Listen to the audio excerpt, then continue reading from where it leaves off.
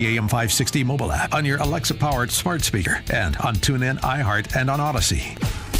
Now, from the Signature Bank Studios, this is Chicago's Morning Answer with Dan Proft and Amy Jacobson.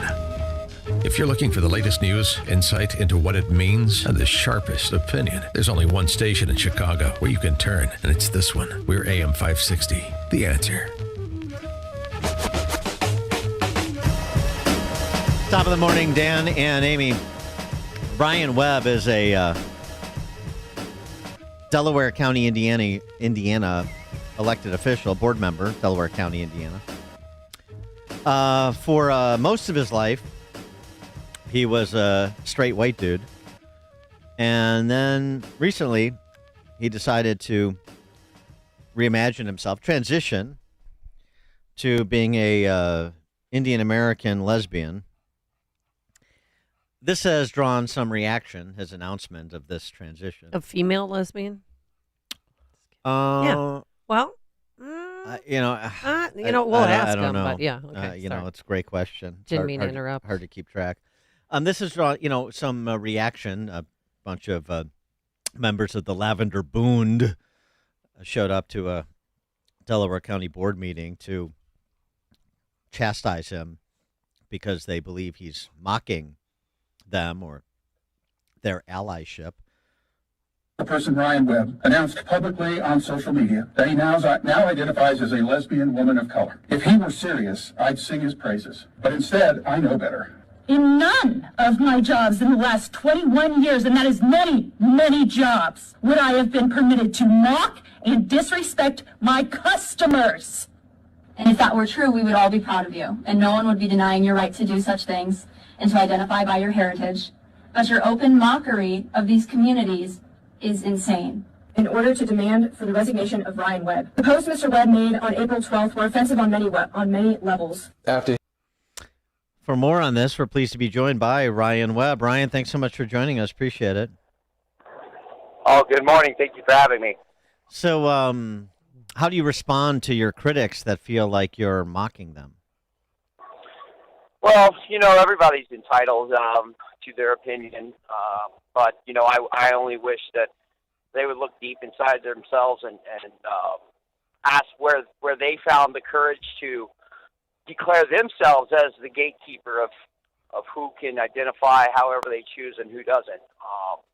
Last time I checked, I didn't realize there was a litmus test for affirmation policy or validation policy, confirmation. So I'm a little bit confused as to why they would just assume that I'm mocking them instead of just getting behind me and supporting me as they've required of everyone else. Yeah. Take us on your journey. How from you being came to a this. straight white dude to more recently identifying as an Indian American lesbian. Well, I've probably always felt like, a woman of color. I just wasn't quite sure what it was. And then as we've, went on throughout the years, and it's become more and more clear that, only only a woman would know she's a woman. And, we've tried to look it up. We can't get any definition of exactly what a woman is. So I just assume, well, then I'm feeling something. This must be it. So I sit on that for a minute, and, the more socially acceptable it become to be whatever you want to be.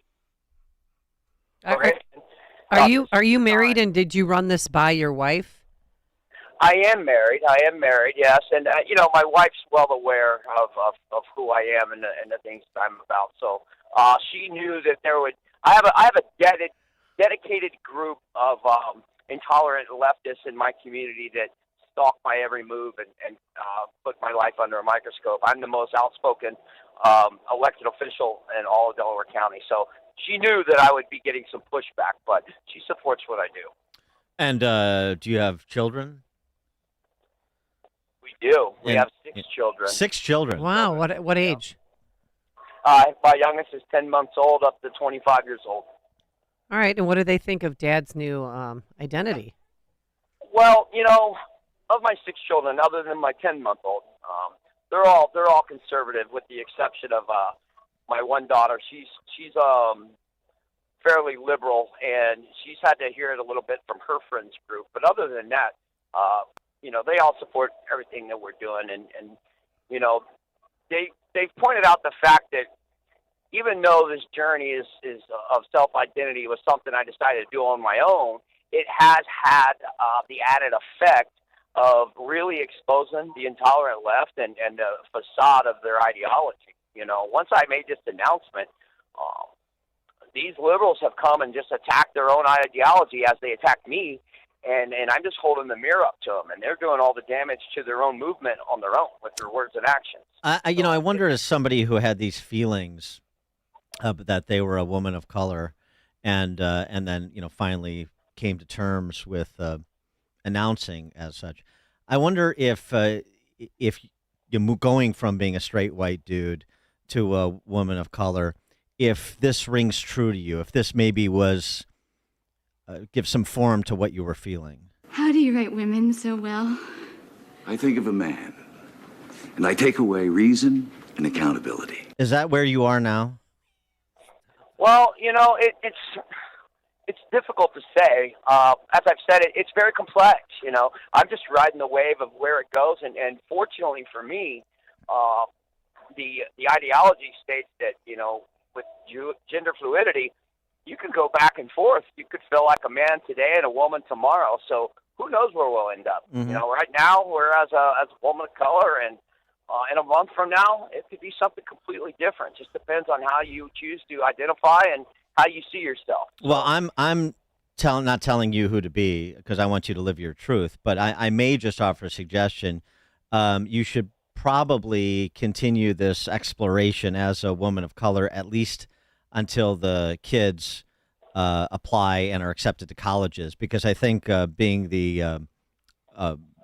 from a Native American LGBT family will help them when it comes to admissions and scholarships and so forth, jobs. Well, I'd agree with you. And, earlier you asked about what my wife thought. And, I didn't bring it up then, but since you just brought it up, that was a discussion.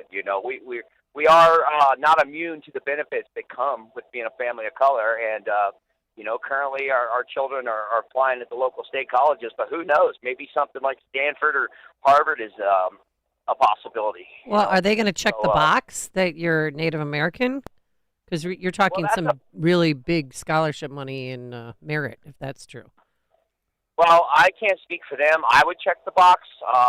They're on their own journey. It doesn't change the fact that is who they are, but whether they choose to identify that way, that's a whole other story. I mean, I think it's their journey. I mean, obviously, mom and dad or mom and mom have nothing to do with that, because that's for pre-adolescent kids to figure out on their own, right? Well, sure, and being who you are, it doesn't necessarily dictate who you identify as. I think we've already clarified that, and that's been set in stone. And just because they truly are Native American doesn't mean they have to identify as such, and vice versa. Will you be donning the traditional garb of Native Americans? I don't know if you identify with a specific tribe, or are you just going to continue to wear the off the rack suits that I see in your profile pictures and stuff, and just work out the expression of that in terms of clothing and mannerisms and sexuality as you continue on this journey? Well, I don't necessarily believe I will be adopting the native attire of Cherokee Native American. Cherokee. I am very proud of yes sir, very proud of my my off the rack suit. So I'll probably continue that style. Someone had asked me, are you going to dress as a woman and do the makeup and all the hormones? And I, that may be their idea of a caricature of what a woman is, like a costume that could be taken on and off. I don't necessarily see womanhood as that. So for me, really nothing's going to change at all. I'm going to look the same. I still use the he, him pronouns. I did change my name from Ryan, the male version, to Ryan, the female version. I did do that. But other than that... No spelling change, though. No spelling change. Yeah, of course. Okay. Yeah, because it is Ryan and Ryan. So, I mean, so just be clear. You're keeping the penis. That's staying. Oh, yeah, I think, I'm going to stay. To it. I think I'm going to hang on to it. Yeah. Okay, has anybody from the Cherokee Nation reached out to you? Like Senator Warren, for example? No, I've not heard anyone from the Cherokee Nation. One of, I've got Cherokee on both sides, but I actually have a fairly famous ancestor in the Cherokee Nation in North Carolina. Chief Walking Stick was either my fourth or fifth great-grandfather. So, no, I haven't heard from him, but I'd be excited to hear from him if they chose to. And we've heard from some of the detractors in the community about this transition. Are you getting support from some constituents as well? Well, in the beginning, the local hate group, Indiana Progressives, they organized a blitz campaign to hit me with everything they got with nothing but negative publicity. And a lot of those people come to the council meeting to demand my resignation, which I should probably clarify, I would never, ever resign. But since that's happened, it's been nothing but love and support. I would say 100 to 1 as far as positive messages to negative. There's a lot of support for people out there who are really just frustrated with the direction of the country and how the social settings have been, and they're happy to see somebody be willing to hold the mirror up. And whether that happened inadvertently or intentionally, it has happened. So I have received some support from those conservative folks. Have you put a "Hate Has No Home Here" sign in your yard yet? No, I have not. We've got our family name sign in the yard. We've had a few of those unhinged folks come to my home to dump a bunch of trash in my yard, but unfortunately, the local hate group. Enough. Yeah. Well, yeah, they weren't bright enough to read the Webb sign on my front door, so they end up getting my little old lady next door and trash her yard. So sorry for that to my next door neighbor. She didn't deserve that, but that's what these people do. You can't blame them for not being smart enough to read the address. Well, Ryan Webb, Delaware County, Indiana council member, formerly a straight white man, more recently a Native American lesbian. Thanks so much for joining us, and continued luck on your journey of self-exploration. Well, I appreciate having me. Once this goes away, these progressives insisted on making this a national story. To get back focused on things that are important in Delaware, like transparency in government meetings and increased salary for our police officers. So I'm looking forward to getting back to normal, and people can mind their business and live their life how they choose to do so. Very good. All right, Ryan, thanks for joining us. Ryan, that's a female version of Ryan. Yeah, yes. Right. Thanks for joining us. Appreciate it. Thank you. Thank you. Have a great day. And he joined us on our turnkey.pro answer line. Before you see it on TV, share it on Facebook, or read about it in the paper, hear it here first. This is Chicago's Morning Answer on AM 560. The Answer. My brother-in-law died suddenly, and now my sister and her kids have to sell their home. That's why I told my husband we could not put off getting life insurance any longer.